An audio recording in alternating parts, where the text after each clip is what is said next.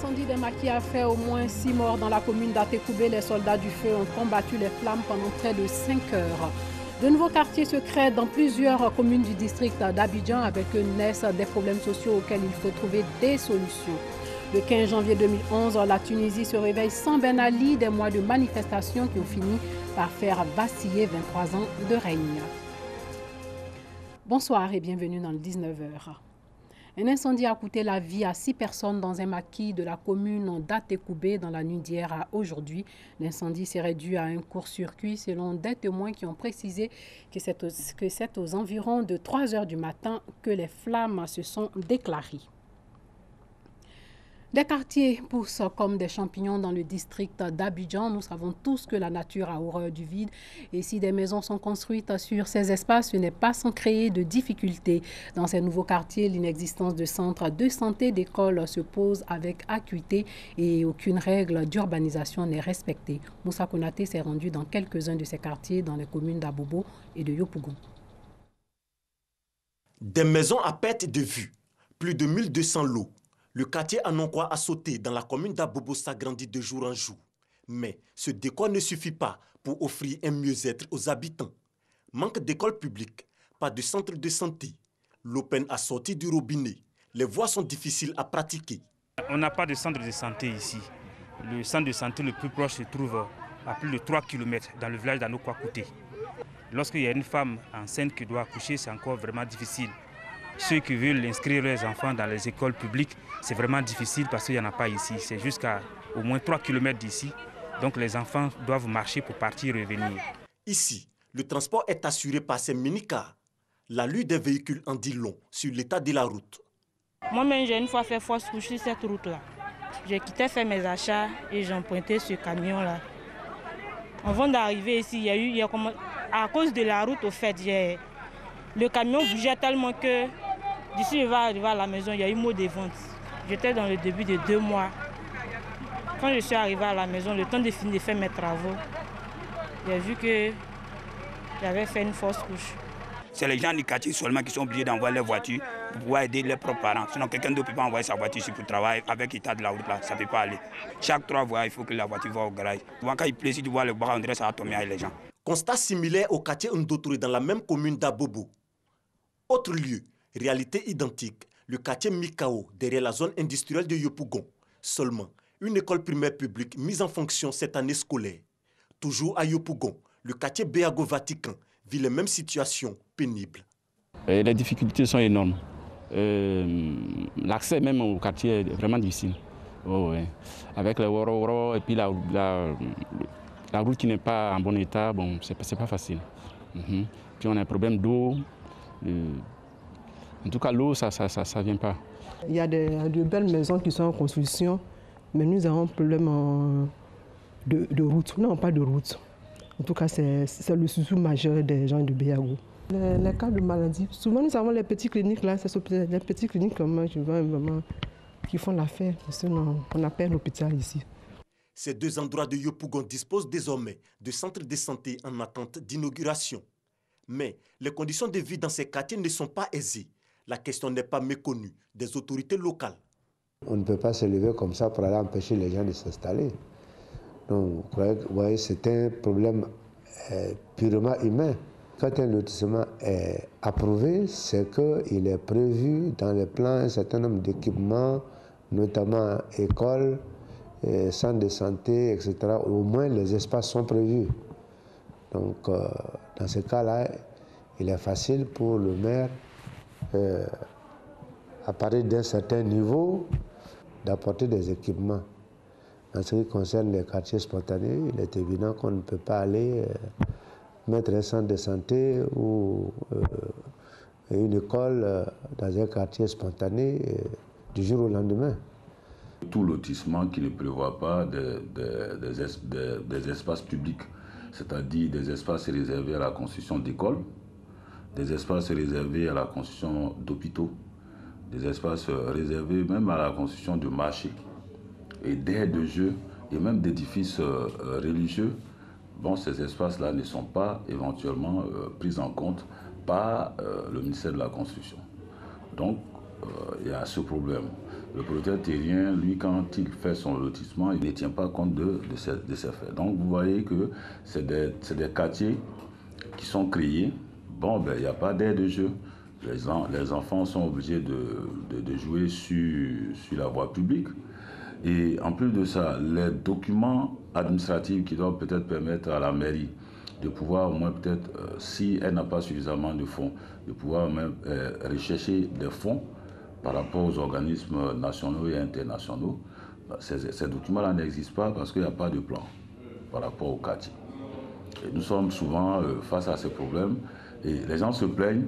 Bon, on ne fait pas ceci, on ne fait pas ceci, mais on va faire ceci et cela, sur quelle base? Le manque d'infrastructures de base dans ces lieux d'habitation est la conséquence d'un lotissement non approuvé, selon les autorités locales. Les populations sont donc interpellées. À l'adresse de ceux qui font ce genre de lotissement non approuvé, parce que là, c'est de l'incivisme. Même s'ils sont supposés être propriétaires terriens, mais il y a des règles pour faire un lotissement. Mais on ne fait pas un lotissement, on vend les lots alors que le lotissement n'est pas approuvé. Ils font prendre des risques aux acquéreurs.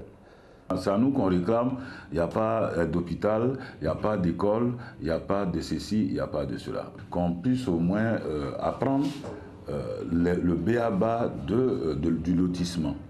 C'est-à-dire pour qu'un lotissement soit approuvé, qu'on respecte un peu tout ce qui est espace public. Ce que nous leur demandons, c'est maintenant vraiment de faire attention par rapport au lotissement qu'ils font, c'est de prévoir au moins le minimum qui peut permettre à la population qui va s'installer vraiment de vivre dans le confort. En attendant que ces appels soient entendus, les populations continuent de vivre avec ces difficultés au quotidien. Les activités, elles ont repris à la gare de Bassam dans la commune de Treichville après une semaine d'altercation entre deux syndicats qui revendiquent la gestion de la dite gare. Le constat de la situation avec Nou Sangari et Moussa Konaté. Des minicars stationnés, des magasins ouverts, des voyageurs qui s'empressent à embarquer dans un véhicule. La gare de Bassam dans la commune de Treichville retrouve son ambiance habituelle après 2 semaines de fermeture. Une réouverture à la grande joie des voyageurs, conducteurs et commerçants. On remercie Dieu d'abord parce qu'on risque nos vies pour traverser le boulevard chaque jour. Maintenant, puisque la gare est rouverte, on espère que ça continuera ainsi.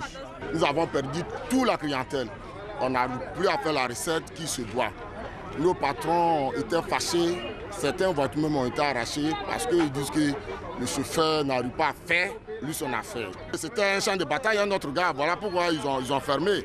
Mais donc les gens ont peur de venir, mais je pense que ça va aller comme c'est ouvert maintenant. Si aujourd'hui c'est repris, on dit Dieu merci, nous tous on est contents, on est satisfaits. C'est comme ça on veut.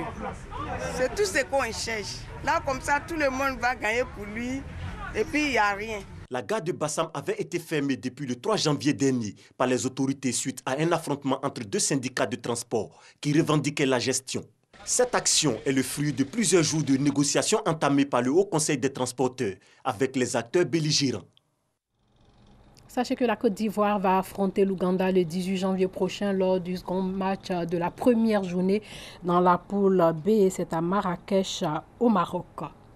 Toujours au chapitre sport, des présidents de clubs demandent la tenue d'une assemblée générale le 29 janvier. Ils ont évoqué les questions liées au sport, surtout l'actualité brûlante de ces derniers jours. Oda Lebe nous fait le cours de la rencontre.